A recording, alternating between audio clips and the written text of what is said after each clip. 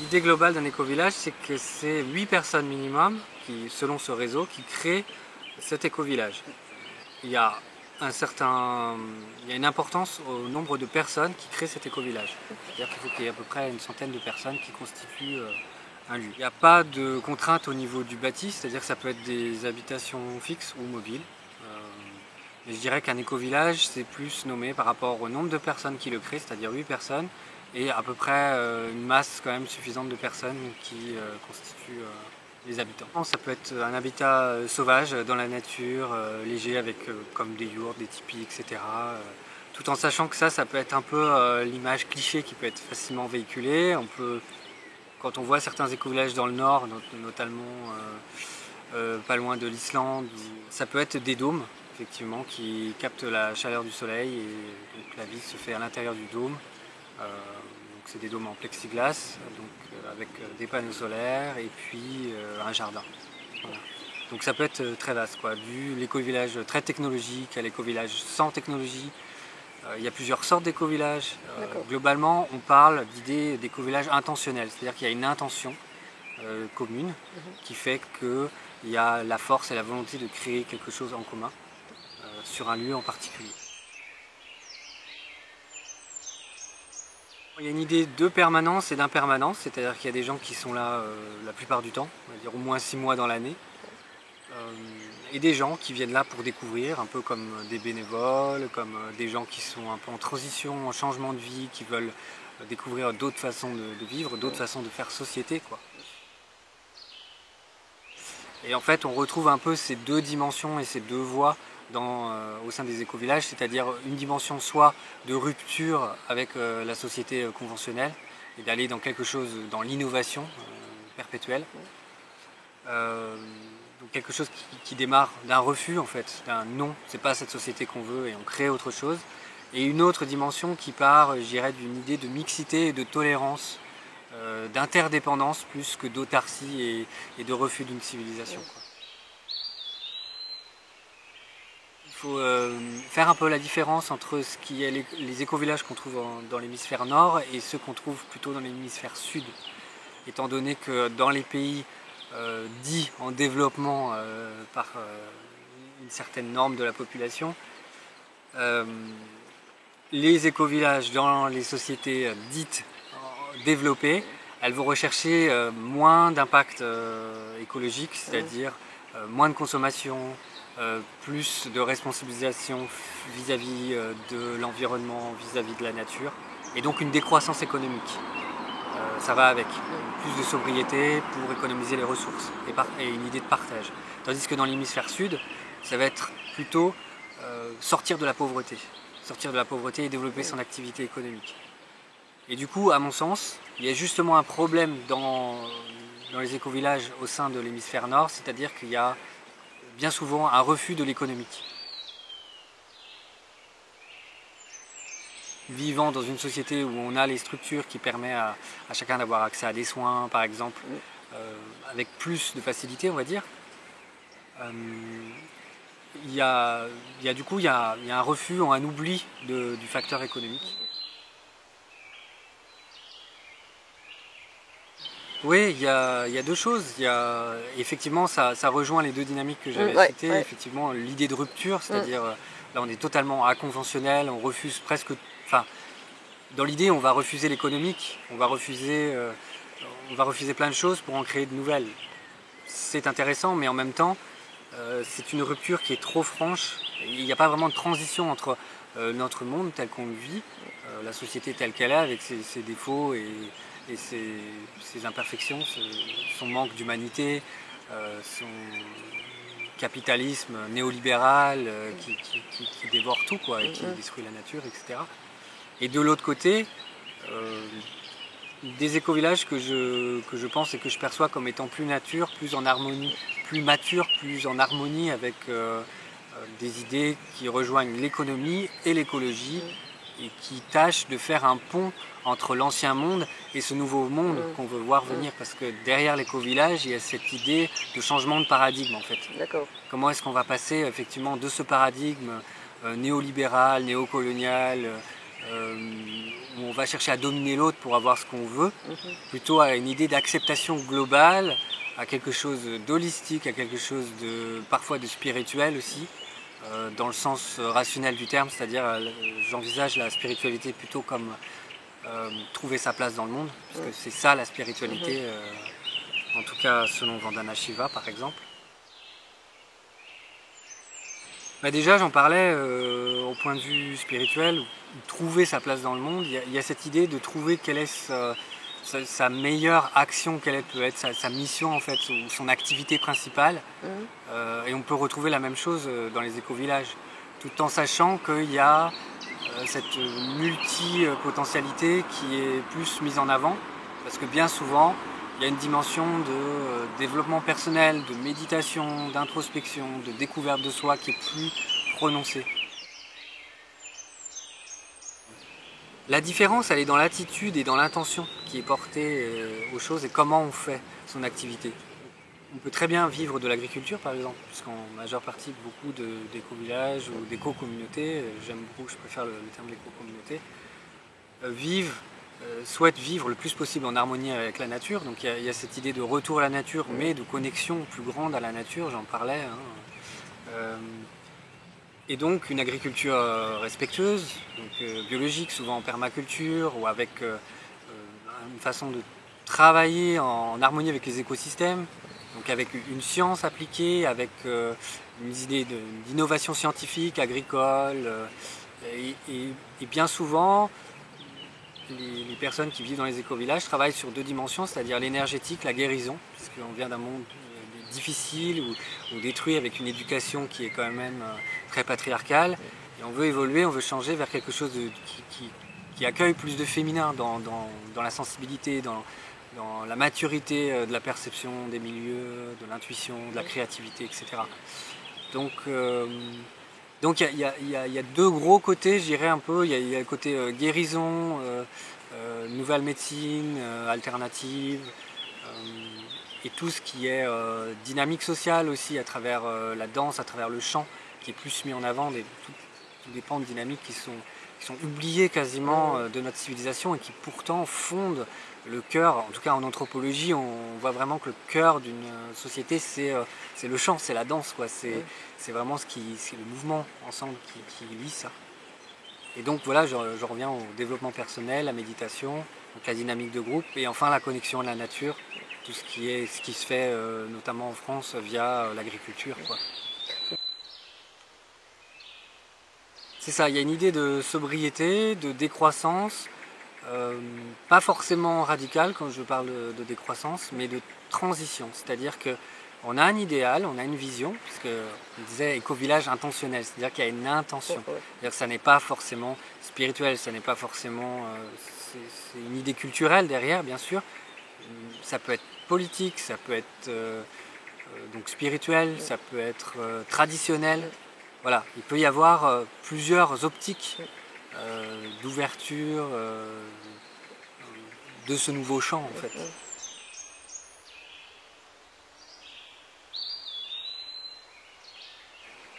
Ben moi j'ai découvert énormément de choses à travers un voyage donc, de 3 ans. J'ai visité une trentaine de milieux alternatifs, peut-être une quarantaine même, et une vingtaine d'éco-villages. Donc plus généralement c'est l'idée de compassion que j'ai apprise, c'est-à-dire comment aimer l'autre mais d'une façon plus globale, pas seulement à travers juste quand on a pitié, quand quelqu'un est fatigué, malade et autres, on a pitié de lui. C'est pas ça la compassion. La compassion c'est vraiment accueillir qui est l'autre, mais aussi dans son bonheur, c'est-à-dire respecter le fait que quelqu'un puisse être heureux en faisant quelque chose qui ne correspond pas forcément à ma culture. Voilà. Dans une vision nouvelle, harmonieuse bien sûr, de respect du vivant, etc. quoi. Mais on a appris les choses d'une certaine façon dans notre société, c'est-à-dire la famille nucléaire, c'est-à-dire 2 parents avec des enfants, et puis bien souvent en plus les parents se séparent, donc on est vraiment dans du parcellaire et de l'explosé en fait dans notre civilisation, et là c'est retourné vers quelque chose qui est plus connecté, et donc les notions de famille sont remises en cause. Les notions de vivre ensemble se font différemment, c'est-à-dire qu'il y a plus de moments de partage, on partage des repas ensemble, on partage des soirées ensemble, etc. donc c'est très vaste. Donc première idée, l'idée de compassion, l'idée de l'art, l'idée que l'art est remis au centre de ce qu'est la vie de l'être humain. Et enfin, je dirais la dernière idée qui m'est venue, c'est l'idée d'unité et l'idée de fraternité au sens large, quoi, vraiment de tolérance, de mixité, d'interrelation et d'interdépendance. C'est-à-dire que sortir de l'idée des années 68, autarcie, voilà, village fermé du monde, coupé du monde. Non, c'est l'interdépendance, c'est la multiplicité et le mélange en fait entre ce monde-ci et ce groupe d'individus qui se rejoint et qui fait la force d'un éco-village ou d'une éco-communauté.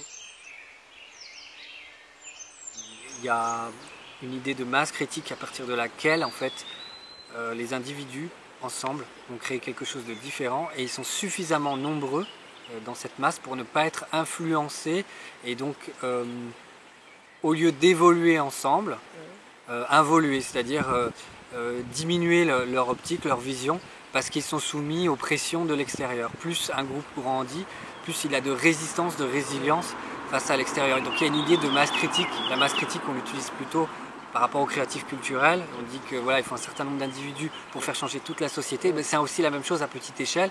Et les éco-villages, ils sont gardiens de cette vision-là aussi. Voilà, donc on retrouve cette idée de masse critique, mais dans l'autre sens. Il y a deux problèmes fondamentaux, je dirais, dans notre société. C'est les conflits et le manque d'intelligence émotionnelle. Deux choses que l'on a mis de côté. Donc le manque d'intelligence émotionnelle, ça vient forcément toucher au plan individuel. C'est pour ça qu'on est si individualiste, c'est parce qu'on a peur, qu'on veut se protéger, etc. Et les conflits, culturellement, on cherche à les éviter. Et donc du coup, ça devient soit des conflits larvés, et donc on étouffe la vision d'origine et ça se délite, ou alors des conflits qui explosent et tout se démantèle et les personnes ne tiennent plus ensemble. Et donc il y a cette idée d'aller vers une nouvelle attitude, un changement d'attitude. Et puis je pense qu'il y a des nouvelles formations, des nouvelles optiques, comme la sociocratie pour la gouvernance en groupe, comme la médiation, qui est une science, une dynamique qui est en train de monter dans les sociétés actuelles. La permaculture sociale, par exemple, aussi sont vecteurs d'avenir pour les éco-villages et ces nouveaux lieux.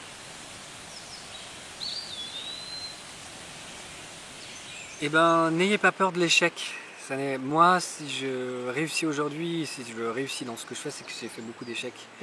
C'est-à-dire que j'ai lancé un projet il y a 4 ans qui n'a pas marché et qui a été vraiment formateur. À partir de là, j'ai décidé que j'allais voyager et voir plein d'éco-villages.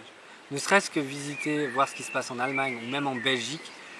Les Belges ont une mentalité plus ouverte, on va dire, ou aussi un terrain peut-être différent, qui fait qu'ils ont des avantages et une avance en écologie. Donc ne serait-ce qu'aller voir un autre pays, aller voir une autre culture, voir des lieux où on a des contacts, visiter des projets écologiques, même en France, mais je conseille surtout d'aller voir ailleurs parce qu'en France on a le problème culturel de rester beaucoup entre nous et de peu aller viser l'interculturel, et je pense que ça serait quelque chose que j'ajouterais sur les éco-villages, c'est la dimension interculturelle et multilingue en fait, qui vraiment fait qu'on ne reste pas dans une dynamique particulière puisque le langage véhicule sa propre programmation en fait. Par exemple, les Allemands ne se coupent pas la parole ou très peu par rapport aux Français parce qu'ils mettent le verbe à la fin. Ils sont obligés de s'écouter jusqu'à la fin pour pouvoir parler. Et tout ça, c'est aussi une culture, quoi. Donc je pense qu'un éco-village, il est d'autant plus riche qu'il a différentes cultures. Et en général, c'est ce qui se passe de fait. Et encore plus quand il y a plusieurs langues. Moi, je dirais qu'il y a deux mondes qui, comme je l'ai dit, sont entremêlés maintenant. Il y a le monde alternatif, c'est-à-dire l'alternative à celui qu'on voit de manière globale et massifiée. Et il y a deux vitesses. Il y en a un qui évolue lentement, etc. Et en même temps, il y a cette urgence écologique et cet appel au changement qui est là et qui appelle certains plus vite et plus fort que d'autres. Et c'est ce qui fait qu'il y a des lieux qui sont cette innovation, cet idéal, qui souhaite incarner cet idéal. Et je dirais aussi pour ceux qui ont peur ou qui sont un peu réfractaires à ces idées-là, c'est sûr que c'est un idéal, c'est sûr que c'est une vision. Et qu'encore une fois, il y a une idée d'expérience, il faut faire des expériences. Rien n'est jamais parfait et jamais harmonieux. Le paradis n'existe pas si ce n'est vraiment dans l'expérience, en faisant des erreurs, en ratant, en améliorant de manière scientifique et phénoménologique. Voilà, mettre en place d'autres formes d'intelligence aussi et d'autres formes de potentiel. C'est vrai qu'il y a plein de possibilités effectivement pour les enfants qui est un sujet majeur. On en parle beaucoup, qu'on dit voilà, quel avenir pour nos enfants, puisqu'on dit que c'est les enfants qui vont payer pour le manque de responsabilité des adultes en fait, dans les conséquences écologiques. Et donc les enfants, ça touche au thème de l'éducation. Donc comment est-ce qu'ils peuvent être éduqués d'une façon plus harmonieuse, de façon plus en rapport avec ce qui fait qu'on est être humain, c'est-à-dire qu'on a cette main, cet outil magique qui nous permet de créer, de faire des choses, etc. Donc il y a une idée de retourner à quelque chose de plus manuel, de plus artisanal, de plus artistique encore une fois. Il y a toutes ces idées-là. Et alors, encore une fois, il y a plein de systèmes possibles, quoi. C'est soit effectivement des formes d'école à la maison, soit des formes école traditionnelle, mais avec une volonté, avec des volontés particulières, avec des enseignants particuliers qui ont une volonté de faire évoluer les choses, ou alors des écoles alternatives. Et il y en a plein qui existent. Je dirais, il y en a des centaines en fait. Beaucoup. Et dans les grosses communautés que j'ai pu voir, il y a des écoles alternatives, il y a aussi des centres de santé alternatifs. Donc c'est tout un monde parallèle, quoi, presque. Et qui parfois est vraiment au détour d'un jardin, dans une grande ville même. Il n'y a pas forcément de localité pour ces éco-villages non plus, quoi. Ça pourrait être en plein milieu urbain, ça peut être en pleine campagne, ça peut être en pleine nature. Il n'y a pas le truc off-grid forcément, en dehors du monde. Tout ça, ce sont des clichés, donc j'aimerais sortir de l'éco-village méditerranéen avec les deux tipis et les yourtes. Je pense que c'est largement dépassé, quoi, cette idée que c'est des hippies qui font ça. Je pense que c'est plutôt des scientifiques, des gens qui sont très rationnels, des gens qui sont pragmatiques, qui sont parfois spirituels, mais qui sont aussi surtout philosophiques, qui veulent apporter une nouvelle philosophie, une nouvelle qualité de vie. Ce qui compte, c'est d'aller visiter, c'est d'aller faire l'expérience, et surtout dans d'autres cultures, de ne pas hésiter à aller taper à la porte, d'aller questionner, d'aller envoyer des emails, de chercher, d'être un peu curieux, de redevenir curieux avant de juger. Tout à fait. Passer du jugement au discernement. Exactement. Par rapport à l'éducation, je dirais que l'éducation, elle se vit aussi par rapport à l'éducation des parents. C'est-à-dire que si on fait une nouvelle éducation pour les enfants, on en parle souvent dans le monde de l'éducation alternative.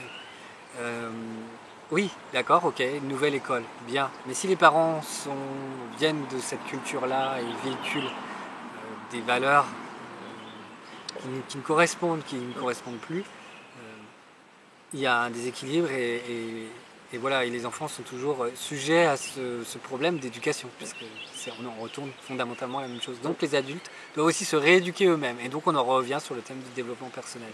Et l'un va avec l'autre en harmonie, c'est-à-dire que les parents souhaitent volontairement se transformer eux-mêmes, désapprendre les habitudes, les ancrages, je dirais les biais culturels qui ont été appris au sein de cette civilisation. Et en même temps, les enfants apprennent dans un nouveau milieu.